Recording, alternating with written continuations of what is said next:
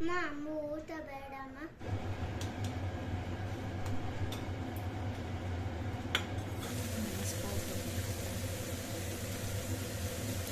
ಅಪ್ಪ ತೇಚ್ಕಾಕತ್ತರ ಐತಂತೆ. Hi friends, welcome back to another blog. ನಾನು ಇವತ್ತಿನ ಬ್ಲಾಗ್ ಶುರು ಮಾಡ್ತಾ ಇದ್ದೀನಿ. ಇದು ಬಂದುಬಿಟ್ಟು ಶನಿವಾರ ಮತ್ತು ಭಾನುವಾರದ ಬ್ಲಾಗು. ಇದರಲ್ಲಿ 2 ರೆಸಿಪಿ ತೋರಿಸಿದ್ದೀನಿ. ತುಂಬಾ ನಾನ್ ವೆಜ್ ರೆಸಿಪಿ. ಪೂರ್ತಿಯಾಗಿ ವಿಡಿಯೋ ನೋಡಿ. ವಿಡಿಯೋ ಏನಾದರೂ ಇಷ್ಟ ಆದರೆ ಪ್ಲೀಸ್ ಲೈಕ್ ಮಾಡಿ, ಶೇರ್ ಮಾಡಿ, ಕಮೆಂಟ್ ಮಾಡಿ. ಹಾಗೆ ಇನ್ನೂ ಯಾರೆಲ್ಲ ನನ್ನ ಚಾನಲ್ಗೆ ಸಬ್ಸ್ಕ್ರೈಬ್ ಮಾಡ್ಕೊಂಡಿಲ್ಲ ಪ್ಲೀಸ್ ಸಬ್ಸ್ಕ್ರೈಬ್ ಮಾಡ್ಕೊಳ್ಳಿ, ಹಾಗೆ ಸಪೋರ್ಟ್ ಮಾಡಿ ಅಂತ ಕೇಳ್ಕೊತ.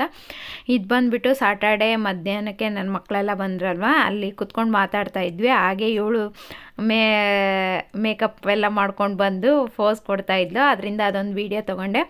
ಅದಾದಮೇಲೆ ಅಲ್ಲಿಂದ ಅವ್ರ ಮನೆ ಹತ್ರದಿಂದ ಬಂದುಬಿಟ್ಟು ನಮ್ಮ ನೈಬರ್ ಮನೆ ಹತ್ರ ಹೋಗಿದ್ವಲ್ಲ, ಅಲ್ಲಿ ಬಂದು ಮೇಲೆ ಎಲ್ಲ ಮೇಲ್ಗಡೆ ಇರೋ ಪಾತ್ರೆ ಎಲ್ಲ ತೊಳೆದಿರಲಿಲ್ಲ. ಅದರಿಂದ ಹಬ್ಬ ಬಂತಲ್ವ, ವರಮಹಾಲಕ್ಷ್ಮಿ ಹಬ್ಬ, ಸರಿ ಅಂದ್ಬಿಟ್ಟು ಡೈಲಿ ಒಂದೊಂದು ಕೆಲಸ ಮಾಡ್ಕೊಳ್ಳೋಣ, ಈಸಿ ಆಗುತ್ತೆ ಅಂತ ಅಂದ್ಬಿಟ್ಟು ಮೇಲ್ಗಡೆ ಇರೋ ಪಾತ್ರೆಗಳನ್ನೆಲ್ಲ ಇಳಿಸ್ಕೊಂಡು ಎಲ್ಲನೂ ತೊಳೆದಿಟ್ಟೆ. ತೊಳಿಬೇಕಾದ್ರೆ ನಾನು ವೀಡಿಯೋ ಮಾಡ್ಕೊಳ್ಲಿಲ್ಲ, ಯಾಕಂದರೆ ತುಂಬಾ ಕೆಲಸ ಇತ್ತು. ಅದರಿಂದ ವೀಡಿಯೋ ಮಾಡೋಕ್ಕಾಗಲಿಲ್ಲ. ಲಾಸ್ಟಲ್ಲಿ ಎಲ್ಲ ತೊಳೆದ್ಮೇಲೆ ವೀಡಿಯೋ ಮಾಡ್ಕೊಂಡೆ. ಇಲ್ಲಿ ಅಲ್ಯೂಮಿನಿಯಂ ಪಾತ್ರೆಗಳೆಲ್ಲ ಅಷ್ಟೂ ತೊಳೆದಿಟ್ಟೆ. ಅದೆಲ್ಲ ತೊಳೆದ್ಬಿಟ್ಟು ತುಂಬಾ ಸುಸ್ತಾಗಿತ್ತು. ಅದರಿಂದ ರಾತ್ರಿ ಊಟಕ್ಕೆ ಸರಿ ಟೊಮೊಟೊ ಚಟ್ನಿ ಅನ್ನ ಮಾಡಿಬಿಡೋಣ ಅಂತ ಅಂದ್ಬಿಟ್ಟು ಮಾಡ್ತಾಯಿದ್ದೀನಿ. ಟೊಮೊಟೊ ಚಟ್ನಿಗಷ್ಟೇ ಈರುಳ್ಳಿ, ಬೆಳ್ಳುಳ್ಳಿ ಮತ್ತು ಹಸಿಮೆಣ್ಸಿಕಾಯಿ ಎಲ್ಲನೂ ಒಂದೇ ಪ್ಯಾನ್ಗೆ ಹಾಕ್ಕೊಂಡೆ. ಸಪ್ರೇಟಾಗೆಲ್ಲ ನಾನು ಫ್ರೈ ಮಾಡೋಷ್ಟು ಪೇಷನ್ಸ್ ಎಲ್ಲ ಇರಲಿಲ್ಲ. ಮತ್ತು ಇವಾಗ ಮಳೆಗಾಲ ಆಗಿರೋದ್ರಿಂದ ನನ್ನ ಮಕ್ಕಳು ಅಮ್ಮ ರೈಸ್ ಜೊತೆಗೆ ಏನಾದರೂ ನೆಂಚ್ಕೊಳಕ್ಕೆ ಬೇಕು ಅಂದರು. ಸರಿ, ಸ್ವಲ್ಪ ಬೆಂಡೆಕಾಯಿ ಇತ್ತು, ಅದರಿಂದ ಅದನ್ನೇ ಬೆಂಡೆ ಫ್ರೈ ಮಾಡಿದೆ. ಇತ್ತೀಚೆಗೆ ಅವರು ನನ್ನ ಮಕ್ಕಳಿಗೆ ತುಂಬಾ ಇಷ್ಟ ಆಗುತ್ತೆ ಬೆಂಡೆ ಫ್ರೈ. ಅದರಿಂದ ಸರಿ ಈಸಿ ಅಲ್ವಾ, ಒಂಚೂರು ಎಣ್ಣೆಲಿ ಚೆನ್ನಾಗಿ ಫ್ರೈ ಮಾಡಿ ಒಂಚೂರು ಖಾರದ ಪುಡಿ, ಒಂಚೂರು ಉಪ್ಪು ಹಾಕ್ಬಿಟ್ರೆ ಮುಗೀತು ಅಷ್ಟೇ. ಚೆನ್ನಾಗಿ ಫ್ರೈ ಆಗಬೇಕು, ಅದು ಅಷ್ಟೇ. ಒಂಥರ ಸೀದೋಗಿರೋ ಥರ ಫ್ರೈ ಆದರೆ ತುಂಬಾ ಚೆನ್ನಾಗಿರುತ್ತೆ. ಅದಾದಮೇಲೆ ಅದನ್ನು ಹಂಗೆ ಮಿಕ್ಸಿಗೆ ಏನು ಹಾಕ್ಕೊಳ್ಳೋದು, ಹಂಗೆ ಕಿವುಚ್ಕೊಂಡ್ಬಿಡೋಣ ಅಂತ ಅಂದ್ಬಿಟ್ಟು ಕಿವುಚಿ ರಾತ್ರಿ ಅಲ್ಲಿಗೆ ವ್ಲಾಗ್ನ ಸ್ಟಾಪ್ ಮಾಡಿದೆ. ಮತ್ತು ಇದು next day vlog, Sunday vlog ಇದು. ಇನ್ನೇನು ಶ್ರಾವಣ ಹತ್ರ ಬಂತು. ನಾವು ಶ್ರಾವಣದಲ್ಲಿ ನಾನ್ ವೆಜ್ ಏನು ತಿನ್ನಲ್ವಲ್ಲ, ಆದ್ದರಿಂದ ಇವತ್ತು ನಾನ್ ವೆಜ್ ಮಾಡೋಣ ಅಂತ ಅಂದ್ಬಿಟ್ಟು ನಮ್ಮ ಮನೆಯವ್ರಿಗೆ ಚಿಕನ್ನು ಮಟನ್ನು ಎರಡೂ ತೊಗೊಂಬರ್ರಿ ಅಂತ ಹೇಳಿದರೆ ಅವರು ಲಿವರು ತಂದಿದ್ರು. ಸರಿ, ಅದನ್ನು ಮಾಡಿಬಿಡೋಣ ಅಂತ ಇಲ್ಲಿ ಮಾಡ್ತಾಯಿದ್ದೀನಿ.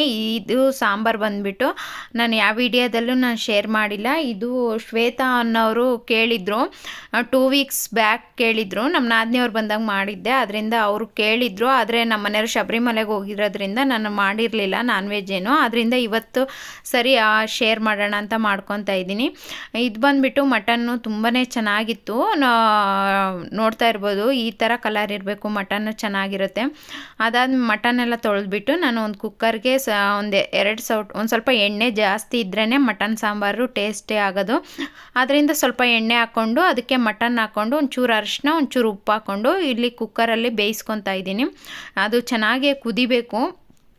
ಅದು ಅಲ್ಲಿವರೆಗೂ ಚೆನ್ನಾಗಿ ಕುದಿಸ್ಕೊಳ್ಳೋಣ. ಅಷ್ಟೊತ್ತಿಗೆ ಈ ಕಡೆ ನಾವು ಮಸಾಲೆಗೂ ರೆಡಿ ಮಾಡ್ಕೊಳ್ಳೋಣ ಅಂತ ಅಂದ್ಬಿಟ್ಟು ಅದನ್ನು ಎಣ್ಣೆಯಲ್ಲಿ ಸಿಮ್ಮಲ್ಲಿ ಇಟ್ಬಿಟ್ಟು ಚೆನ್ನಾಗಿ ಫ್ರೈ ಆಗಕ್ಕೆ ಬಿಟ್ಟೆ. ಇಲ್ಲಿ ಬಂದುಬಿಟ್ಟು ಮಸಾಲೆ ಎಲ್ಲ ಜೋಡಿಸ್ಕೊಂಡಿದ್ದೀನಿ. ಒಂದು ಈರುಳ್ಳಿ ತೊಗೊಂಡಿದ್ದೀನಿ, ಒಂಚೂರು ಶುಂಠಿ, ಹಾಗೆ ಬೆಳ್ಳುಳ್ಳಿ. ಶುಂಠಿಗಿನ್ನ ಒಂಚೂರು ಬೆಳ್ಳುಳ್ಳಿ ಜಾಸ್ತಿ ಇರಲಿ. ಕೆಲವರಿಗೆ ನನಗೆ ಮೊದಲು ಎಲ್ಲ ಅಡುಗೆನೇ ಬರ್ತಾ ಇರಲಿಲ್ಲ, ಅವಾಗೆಲ್ಲ ನನಗೆ ಕನ್ಫ್ಯೂಸನ್ ಆಗೋದು. ಇವಾಗೇನು ಆ ಥರನೇ ಇಲ್ಲ. ಇವಾಗ ನಾನು ಅರ್ಧ ಕೆಜಿಗೆ ಎಷ್ಟು ಹಾಕಬೇಕು, ಚಕ್ಕೆ, ಏಲಕ್ಕಿ, ಲವಂಗ ಅದೂ ಇದಾಗುತ್ತೆ. ಯಾಕಂದರೆ ಸ್ವಲ್ಪ ಜಾಸ್ತಿ ಆಗಿಬಿಟ್ರೆ ಎದೆಗೆಲ್ಲ ಉರಿ ಸ್ಟಾರ್ಟ್ ಆಗಿಬಿಡುತ್ತೆ. ಆದ್ದರಿಂದ ಅರ್ಧ ಕೆಜಿಗೆ ಏನಂದರೆ ಒಂದು 3 ಹಾಕ್ಕೊಳ್ಳಿ. 1 ಕೆಜಿಗೆ ಒಂದು 4 ರಿಂದ 5 ಒಂದು 2 ಪೀಸ್ ಚಕ್ಕೆ ಪೀಸು, ಲವಂಗ, ಆಮೇಲೆ ಏಲಕ್ಕಿ, 1-2 ಮೆಣಸು ಹಾಕ್ಕೊಂಡಿದ್ದೀನಿ. ಅದಾದಮೇಲೆ 1 ಈರುಳ್ಳಿ, ಬೆಳ್ಳುಳ್ಳಿ, ಶುಂಠಿ, ಹಾಗೆಯೇ ಒಂದು ಸ್ವಲ್ಪ ಕೊತ್ತಂಬರಿ ಸೊಪ್ಪು ಸ್ವಲ್ಪ ಜಾಸ್ತಿ ಹಾಕ್ಕೊಳ್ಳಿ. ತೆಂಗಿನಕಾಯಿ ಅಷ್ಟೇ, ನಿಮಗೆ ಗ್ರೇವಿ ಹೆಂಗೆ ಬೇಕೋ ಸಾಂಬಾರಿಗೆ ಆ ಥರ. ನಾನಿಲ್ಲಿ ಒಂದು ದೊಡ್ಡಪ್ಪು ತೆಂಗಿನಕಾಯಿದು ತುರಿ ಹಾಕ್ಕೊಂಡಿದ್ದೀನಿ. ಹಾಗೆಯೇ ಖಾರಕ್ಕೆ 2.5 ಸ್ಪೂನು ಖಾರದ ಪುಡಿ ಹಾಕ್ಕೊಂಡಿದ್ದೀನಿ. ಹಾಗೆ ಒಂದು 2.5 ಸ್ಪೂನು ಧನಿಯಾ ಪುಡಿ ಹಾಕ್ಕೊಂಡಿದ್ದೀನಿ. ಚೆನ್ನಾಗಿ ಇದನ್ನು ಹಸೆ ಪುಡಿ ಅಂತೀವಲ್ಲ, ಬರೀ ಧನಿಯಾ ಅಷ್ಟೇ ನಾವು ಇದಕ್ಕೆ ಮಟನ್ ಮಸಾಲೆಗೆ ಹಾಕೋದು. ಇದು ಎಲ್ಲ ಸ್ಪೈಸಸ್ಸು ಹಾಕಿ ಮಾಡಲ್ಲ, ಬರೀ ಧನಿಯಾ ಅಷ್ಟೇ, ಧನಿಯಾ ಪೌಡ್ರು ಅಷ್ಟೇ. ಎಲ್ಲನೂ ನೈಸ್ ಪೇಸ್ಟಾಗಿ ಮಾಡಿಕೊಂಡು ಅದನ್ನು ಇವಾಗ ನಾನು ಸಾಂಬಾರಿಗೆ ಇವಾಗ ಮಟನ್ನು ಚೆನ್ನಾಗಿ ಎಣ್ಣೆಲಿ ಫ್ರೈ ಆಗಿದೆ. ಅದ್ರ ಜೊತೆಗೆ ಇದು ಮಸಾಲಾನ ಹಾಕ್ಕೊಳ್ತಾ ಇದ್ದೀನಿ. ಮಸಾಲ ಸ್ವಲ್ಪ ಉಳಿಸ್ಕೊಂಡಿದ್ದೀನಿ. ಮುಂದೆ ಯಾವುದು ರೆಸಿಪಿಗೆ ಏನು ಲಿವರಿಗೆ ಬೇಕಾಗಿತ್ತು ಅಂತ ಅಂದ್ಬಿಟ್ಟು ಒಂಚೂರು ಉಳಿಸ್ಕೊಂಡಿದ್ದೀನಿ. ಇನ್ನಿದ್ದೆಲ್ಲ ಇದು ಮಟನ್ಗೆ ಹಾಕ್ಕೊಂಡಿದ್ದೀನಿ. ಇವಾಗ ಮಟನ್ನು ಅಷ್ಟೇ ಸ್ವಲ್ಪ ಬರೀ ಪಾತ್ರೆಯಲ್ಲೇ ಚೆನ್ನಾಗಿ ಕುದಿ ಬರಬೇಕು. ನಾವು ಈ ಥರ ಮಸಾಲೆ ಹಾಕಿದ ತಕ್ಷಣ ಕುಕ್ಕರ್ ಮುಚ್ಚಬಾರ್ದು, ಅದು ಹಸಿ ವಾಸನೆ ಮಟನ್ ಸಾಂಬಾರು ಟೇಸ್ಟೇ ಅನಿಸಲ್ಲ. ಅದರಿಂದ ಇವಾಗ ಚೆನ್ನಾಗೇ ಕುದಿಯೋವರೆಗೂ ಬಿಡ್ತೀನಿ. ನೀರು ಅಷ್ಟೇ ತುಂಬ ತೆಳುವಾಗಿ ಹಾಕೋದು ಬೇಡ. ಆಮೇಲೆ ಬೇಕಾದರೂ ನಾವು ಒಂದು ಸ್ವಲ್ಪ ಬಿಸಿನೀರು ಹಾಕ್ಕೊಬೋದು. ಅದರಿಂದ ಚೆನ್ನಾಗಿ ಕುದಿ ಬಂದ ಮೇಲೆ ನಾನು ಇವಾಗ ಕುಕ್ಕರ್ ಮುಚ್ಚಳ ಮುಚ್ಚಿ ಬೇಯಿಸ್ಕೊತಾ ಇದ್ದೀನಿ. ಮಟನ್ನು ಬೇಗ ಬೇಯೋದಿಲ್ಲ, ಅದರಿಂದ ಒಂದು 4ರಿಂದ 5 ವಿಷಲ್ ಬರೋವರೆಗೂ ಕೂಗಿಸ್ಕೊಬೇಕು. ಅದಾದಮೇಲೆ ಅದು ಕುಕ್ಕರ್ ತಣ್ಣಗಾಗಕ್ಕೆ ಬಿಟ್ಬಿಟ್ಟು ಈ ಕಡೆ ಲಿವರ್ ಫ್ರೈ ಮಾಡ್ಕೊತಾ ಇದ್ದೀನಿ. ಬೆಳಗ್ಗೆನೇ ನಾನು ಏನೂ ತಿಂಡಿ ಮಾಡಿರಲಿಲ್ಲ, ಡೈರೆಕ್ಟಾಗಿ ನಾನ್ ವೆಜ್ಜೇ ಮಾಡ್ತಾಯಿದ್ದೀನಿ. ಎಣ್ಣೆ ಕಾದ್ಮೇಲೆ ಒಂದು ಸ್ವಲ್ಪ ಕಟ್ ಮಾಡಿರೋ ಬೆಳ್ಳುಳ್ಳಿ ಹಾಕ್ಕೊಂಡೆ. ಹಾಗೆಯೇ ಒಂದು ದೊಡ್ಡದು ಒಂದು ಈರುಳ್ಳಿ ಹಾಕ್ಕೊಂಡಿದ್ದೀನಿ. ನಿಮಗೆ ನೋಡ್ಕೊಳ್ಳಿ, ನಿಮ್ಮ ಮನೆಯಲ್ಲಿ ಲಿವರ್ ಎಷ್ಟು ಒಂದು ಅರ್ಧ kg ಆದರೆ ಇನ್ನೊಂದು 2 ಈರುಳ್ಳಿ ಸೇರಿಸ್ಕೊಳ್ಳಿ. ಇಲ್ಲಿ ಒಂದು ಈರುಳ್ಳಿ ಹಾಕ್ಕೊಂಡಿದ್ದೀನಿ. ಅದ್ರ ಜೊತೆಗೆ ಕರಿಬೇವು ಹಾಕ್ಕೊಂಡಿದ್ದೀನಿ. ಹಾಗೆ ಒಂದೆರಡು ಹಸಿಮೆಣ್ಸಿಕಾಯಿ, ಟೇಸ್ಟಿಗೆ ಅಷ್ಟೇ ಹಸಿಮೆಣ್ಸಿಕಾಯಿ ಹಾಕ್ಕೊಂಡಿರೋದು. 2 ಉದ್ದ ಸೀಳಿ ಬಿಟ್ಟು ಹಸಿಮೆಣ್ಸಿಕಾಯಿ ಹಾಕ್ಕೊಂಡಿದ್ದೀನಿ. ಅದೆಲ್ಲ ಆದಮೇಲೆ ಚೆನ್ನಾಗಿ ಲಿವರ್ ಎಲ್ಲ ನೀಟಾಗಿ ತೊಳೆದಿಟ್ಕೊಂಡಿದ್ದೆ. ಅದನ್ನು ಇವಾಗ ಒಂದು 1/4 kg ಅಷ್ಟು ತಂದಿದ್ರು ಅಷ್ಟೇ ನಮ್ಮ ಮನೆಯವರು, ಏನು ಜಾಸ್ತಿ ತಂದಿರಲಿಲ್ಲ. ಲಿವರ್ನ ಇವಾಗ ಹಾಕ್ಕೊತಾ ಇದ್ದೀನಿ. ಅದನ್ನು ಅಷ್ಟೇ ಈರುಳ್ಳಿಯಲ್ಲಿ ಸ್ವಲ್ಪ ಕಲರ್ ಚೇಂಜ್ ಆಗೋವರೆಗೂ ಫ್ರೈ ಆಗಬೇಕು. ಅದ್ರ ಜೊತೆಗೆ ಒಂದು ಸ್ವಲ್ಪ ಉಪ್ಪು ಹಾಕ್ಕೊಂಡಿದ್ದೀನಿ. ಇವಾಗೇ ಲಿವರ್ಗೆಲ್ಲ ಚೆನ್ನಾಗಿ ಹಿಡೀಲಿ ಅಂತ ಅಂದ್ಬಿಟ್ಟು ಇವಾಗ ಚೆನ್ನಾಗಿ ಅದನ್ನು ಫ್ರೈ ಮಾಡ್ಕೊಂಬಿಟ್ಟು ನಾವು ಈಗ ಒಂಚೂರು ಅರಿಶಿನ ಹಾಕ್ಕೊತಾ ಇದ್ದೀನಿ. ಅರಿಶಿನ ಎಲ್ಲ ಹಾಕ್ಕೊಂಡು ಚೆನ್ನಾಗಿ ಫ್ರೈ ಮಾಡ್ಕೊಬೇಕು. ಇವಾಗ ಅವಾಗೆ ಮಟನ್ ಮಸಾಲ ಏನು ಮಾಡ್ಕೊಂಡಿದ್ನೋ ಅದನ್ನೇ ಸ್ವಲ್ಪ ಇದಕ್ಕೂ ಹಾಕ್ತಾಯಿದ್ದೀನಿ. ಇದು ತುಂಬಾ ರುಚಿಯಾಗಿತ್ತು. ನೀವು ಒಂದು ಸಲ ಟ್ರೈ ಮಾಡಿ ಮತ್ತೆ ಇದನ್ನು ಮಾಡಬೇಕು ಅಂದ್ಕೊತೀರಾ, ಅಷ್ಟು ಚೆನ್ನಾಗಾಗಿತ್ತು. ನನ್ನ ಮಕ್ಕಳಿಗಂತೂ ತುಂಬಾ ಇಷ್ಟ ಆಯಿತು. ನನ್ನ ಮಕ್ಕಳು ಹೇಳ್ತಾಯಿದ್ರು, ಅಮ್ಮ ಇನ್ಮೇಲೆ ವಾರ ಮಾಡು ಅಂತ ಅಂದ್ಬಿಟ್ಟು. ತುಂಬಾ ಚೆನ್ನಾಗಾಗಿತ್ತು. ನೀವು ಒಂದ್ಸಲ ಟ್ರೈ ಮಾಡಿಬಿಟ್ಟು ಹೇಗೆ ಬಂದಿತ್ತು ಅಂತ ಕಮೆಂಟ್ ಬಾಕ್ಸಲ್ಲಿ ತಿಳಿಸಿ. ಇವಾಗ ನಾನು ಅದಕ್ಕೆ ಮಸಾಲ ಹಾಕ್ಕೊಂಬಿಟ್ಟು ಸ್ವಲ್ಪ ನೀರು ಹಾಕ್ಕೊಂಡು ಮುಚ್ಚಳ ಮುಚ್ಚಿದ್ದೀನಿ ಬೇಯೋಕ್ಕೆ. ಅದು ಬೆಂದಾದಮೇಲೆ ನಾನು ಇವಾಗ ಪೆಪ್ಪರ್ ಪೌಡ್ರು ಮನೇಲಿ ಖಾಲಿಯಾಗಿತ್ತು, ಅದನ್ನು ಆವಾಗಲೇ ಫ್ರೆಶ್ಶಾಗಿ ಮಾಡ್ಕೊಂಡಿದ್ನ. ಆ ಫ್ರೆಶ್ ಫ್ಲೇವರ್ ಸಖತ್ತಾಗಿ ಬರ್ತಾಯಿತ್ತು.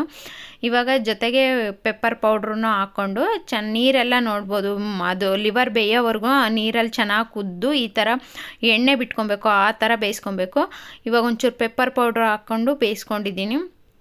ಲಾಸ್ಟಲ್ಲಿ ಕೊತ್ತಂಬರಿ ಸೊಪ್ಪು ಒಂದು ಸ್ವಲ್ಪ ಕೊತ್ತಂಬರಿ ಸೊಪ್ಪು, ಆಮೇಲೆ ಒಂದು ಸ್ವಲ್ಪ ಕಾಯಿ ತುರಿ ಹಾಕ್ಕೊಂಡಿದ್ದೀನಿ. ತುಂಬಾ ಟೇಸ್ಟ್ ಆಯಿತು. ಒಳ್ಳೆ ಲಿವರ್ ಸುಕ್ಕ ಥರ ಟೇಸ್ಟ್ ಬರ್ತಿತ್ತು. ಚಿಕನ್ ಸುಕ್ಕ ನಮ್ಮ ಮನೆಯವ್ರು ಯಾರ್ದೋ ಫ್ರೆಂಡ್ ಮನೇಲಿ ತಂದಿದ್ರು, ಅದೇ ಥರ ಟೇಸ್ಟ್ ಬರ್ತಿತ್ತು ಲಿವರ್ ಸುಕ್ಕ. ಅದರಲ್ಲೂ ಮಟನ್ ಇನ್ನೂ ಟೇಸ್ಟ್ ಅಲ್ವಾ.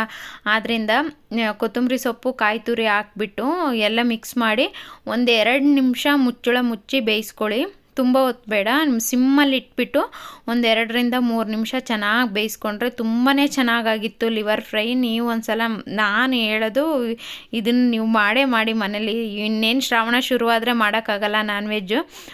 ಯಾರ್ಯಾರು ನಾನ್ ವೆಜ್ ತಿನ್ನಲ್ಲೋ ಇವಾಗ ಮಾಡಿಕೊಂಡು ತಿನ್ನಿ ಅಂತ ಹೇಳ್ತೀನಿ.